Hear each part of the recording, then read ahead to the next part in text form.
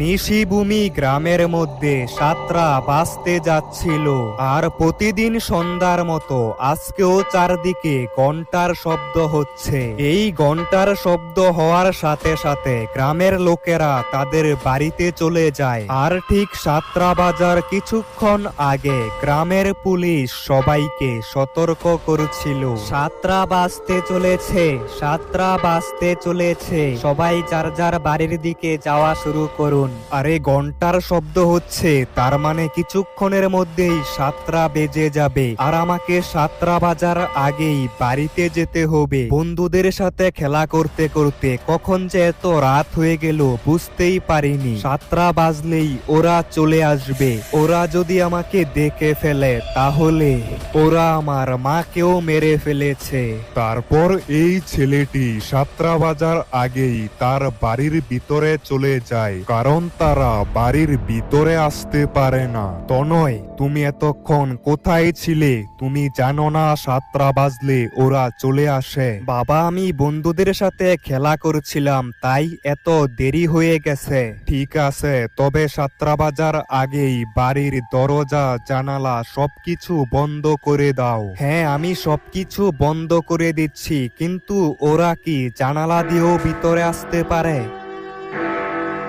আরে সাতরা বেজে গেছে, ওরা আসার আগে তাড়াতাড়ি সবকিছু বন্ধ করো। তারপর রাহুলের কথা মতো তার ছেলে দরজা বন্ধ করে দেয়, কিন্তু সে যখনই জানালা বন্ধ করতে যায় তখন এরকম কিছু একটা দেখে। তনয় বাবা, এই দেখো আমি এসে পড়েছি, তাড়াতাড়ি দরজা খোলো, সাতরা তো বেজে গেছে।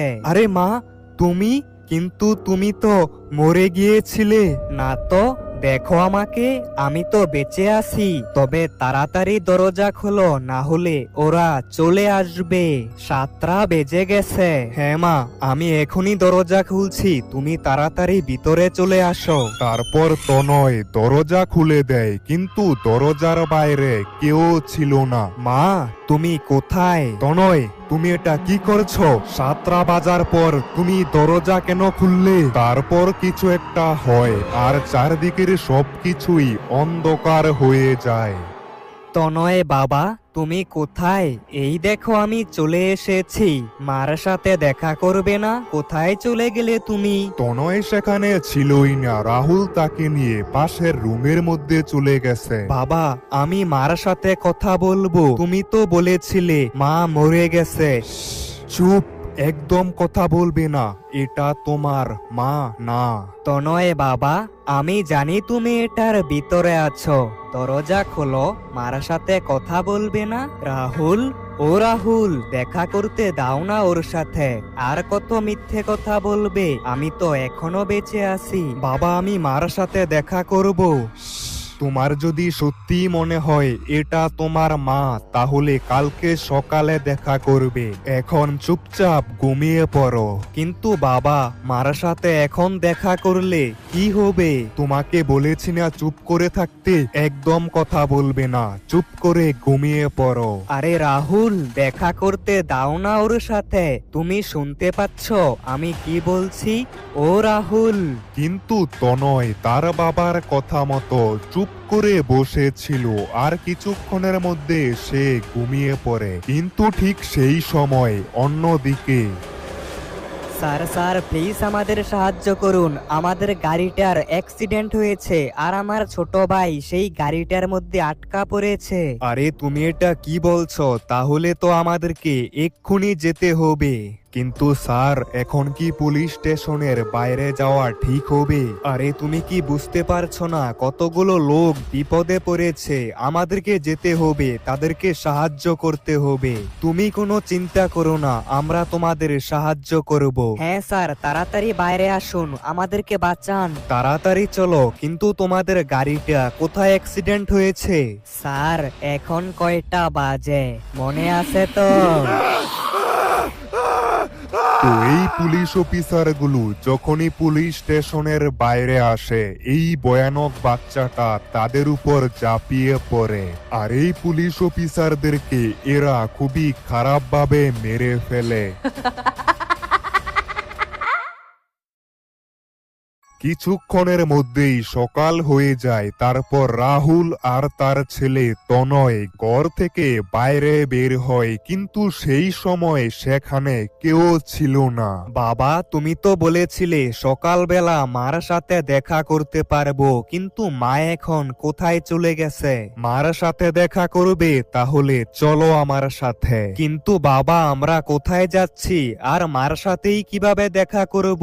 কালকে রাতে মা তো আমাদের বাড়িতেই এসেছিল। সেটা তোমার মা ছিল না। কিন্তু বাবা, ও তো একদম মায়ের মতোই কথা বলছিল। তুমি শুধু আমার সঙ্গে আসো, আজকে তুমি সব কিছুই জানতে পারবে। তনয়, তুমি কি এখানে কিছু দেখতে পাচ্ছ? এখানে তো সেরকম কিছুই নেই, শুধু একটা পুরনো বাস পড়ে আছে। বাবা, এটাই সেই জায়গা, এখানেই তোমার মাকে ওরা মেরে ফেলেছিল। কি? কিন্তু কিভাবে? শোনো তাহলে, ওই দিন আমাদের বাড়িতে আসতে অনেক দেরি হয়েছিল। সেই সময় সকালের 4টা বেজে গিয়েছিল, কিন্তু সূর্য উঠতে এখনো কিছুক্ষণ বাকি ছিল, যার কারণে গ্রামের সবগুলো বাড়ির দরজা জানালা বন্ধ করা ছিল। আর আমাদের বাড়িটাও সেই জায়গা থেকে অনেক দূরে ছিল, তাই আমাদের জঙ্গলে লুকিয়ে থাকা ছাড়া আর কোনো উপায় ছিল না। তারপর আমি আর তোমার মা একটা জোপের মধ্যে লুকিয়ে পড়ি, কিন্তু তখন হঠাৎ করে তোমার মা আমাকে বলে, রাহুল, ওরা আমাদেরকে দেখে ফেলেছে, আমাদেরকে অন্য কোথাও গিয়ে লুকিয়ে পড়তে হবে। কিন্তু এখন আমরা কোথায় লুকাবো? আশেপাশে কি কোনো লুকানোর জায়গা দেখতে পাচ্ছ? আশেপাশে তো সেরকম কিছু দেখতে পাচ্ছি না, তবে একটু দূরে একটা পুরনো বাস পড়ে আছে। আমরা সেই বাসটার মধ্যে গিয়ে লুকাতে পারি, সেখানে তারা আমাদেরকে দেখতে পাবে না। হ্যাঁ, চলো তাহলে সেখানেই যাই। তারপর আমি তো সেই বাসের মধ্যে উঠে পড়ি, কিন্তু তোমার মা কারো সঙ্গে কথা বলছিল।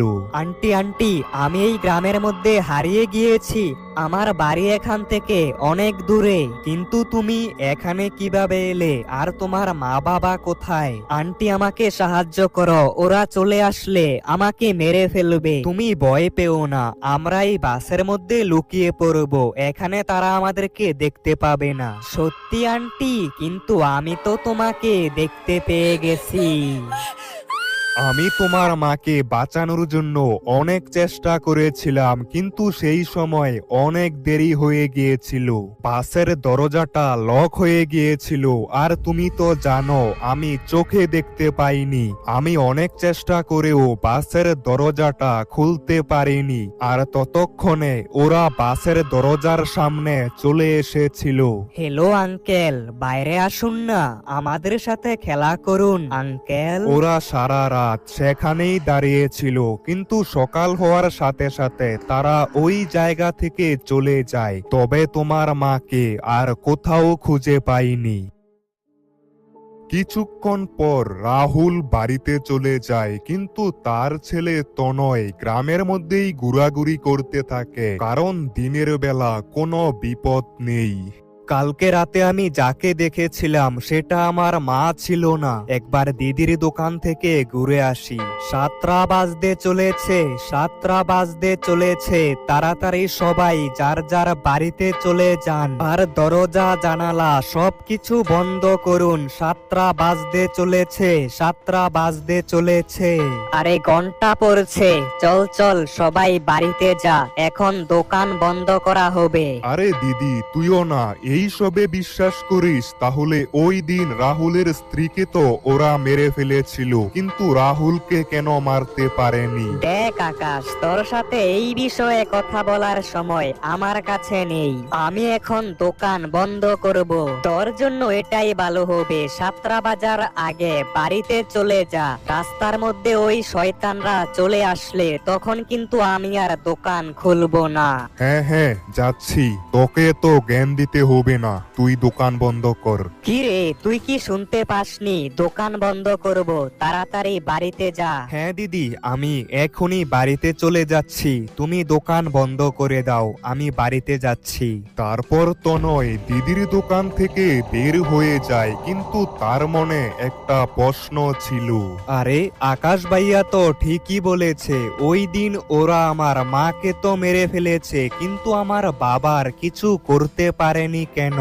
আমাকে এই বিষয়টা জানতে হবে, আকাশ ভাইয়ার সাথে এই ব্যাপারে কথা বলতে হবে।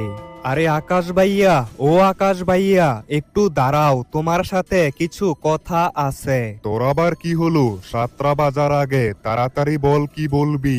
না মানে, ওই যে তুমি দিদির দোকানে বললে না, ওই দিন ওরা আমার মাকে তো মেরে ফেলেছিল, কিন্তু আমার বাবাকে মারতে পারেনি, সেই দিন কি হয়েছিল? শোন তাহলে সেই দিন কি হয়েছিল।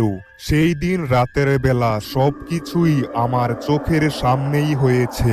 ওই শয়তানগুলো তোর মাকে খুবই খারাপভাবে মেরে ফেলেছিল, আর তোর বাবা ছিল বাসের ভিতরে, কিন্তু ওই শয়তানগুলো কোনো একটা কারণে বাসের ভিতরে যেতে পারছিল না।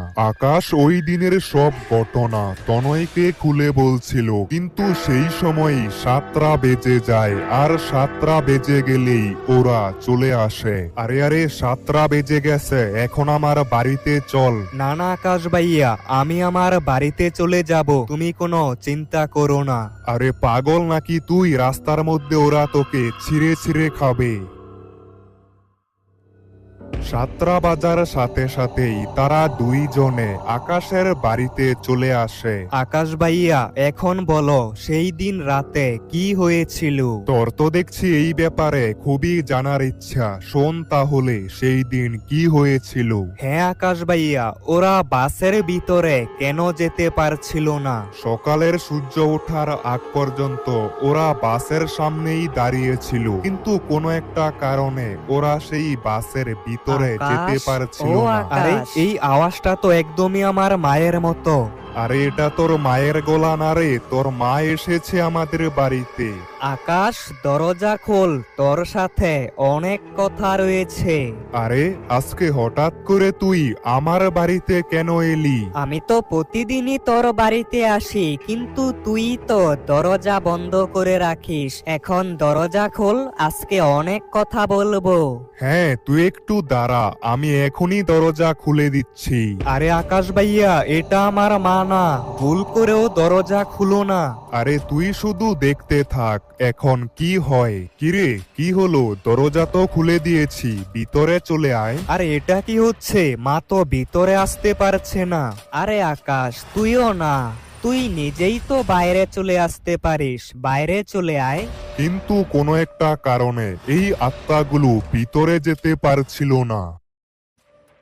আরে 7টা বেজে গেছে, এখনো তো তনয় বাড়িতে আসেনি। রাস্তার মধ্যে আবার কোনো বিপদ হয়নি তো? তাড়াতাড়ি গ্রামের সবাইকে ফোন করতে হবে। হ্যালো আকাশ, আমার ছেলেকে কোথাও কি দেখতে পেয়েছো? এই তো তোর বাবার ফোন চলে এসেছে। আরে রাহুল, তুমি কোনো চিন্তা করো না, তোমার ছেলে আমার কাছে একদম নিরাপদে আছে। আরে আকাশ ভাইয়া, এরা বাড়ির ভিতরে আসতে পারছে না কেন? আরে তনয়, মার সাথে দেখা করবে না? বাইরে আসো, মার সাথে কথা বলো।